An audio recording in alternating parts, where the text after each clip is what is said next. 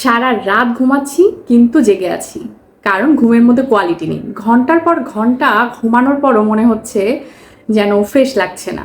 আবার সারা দিন জেগে আছি কিন্তু ঘুমাচ্ছি, কারণ টায়ার্ডনেস, লেজিনেস আমাদের ঘুম ঘুম লাগাচ্ছে সারাটা দিন।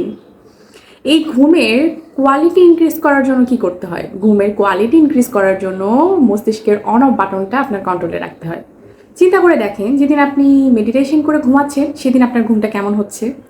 অথবা আপনি একটা মুভি দেখলেন, হরর মুভি, অথবা আপনার একটা পছন্দের সিরিজ অথবা কমেডি দেখে আপনি ঘুমালেন, সেদিন আপনার ঘুমটা কেমন হয় আপনি নিজেই বুঝতে পারবেন কোন দিন আপনার ঘুমটা ভালো হচ্ছে, কোন দিন আপনার ঘুমটা ফ্রেশ হচ্ছে, অথবা এরকম লেজিনেস আপনার ঘুমের মধ্যে ডিস্টার্ব করছে। সব থেকে ইম্পর্টেন্ট হচ্ছে নিজের উপর কন্ট্রোল।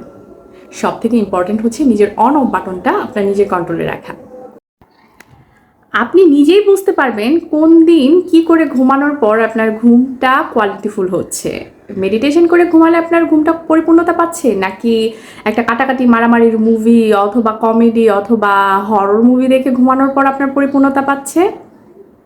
তবে ঘুমটা এতটা ইম্পর্টেন্ট, আপনি যদি ঘুমের আগে একটু মেডিটেশন করে ঘুমান, অথবা একটু প্রে করলেন, অথবা আপনি বই পড়ে ঘুমালেন, যে ঘুমটা আপনি দিতে পারবেন, যে কোয়ালিটিফুল ঘুমটা আপনার হবে, সেটা আপনার ফোকাস, আপনার মেমোরি, আপনার হ্যাপিনেস, আপনার হেলথ সব কিছু কিন্তু বেটার করবে।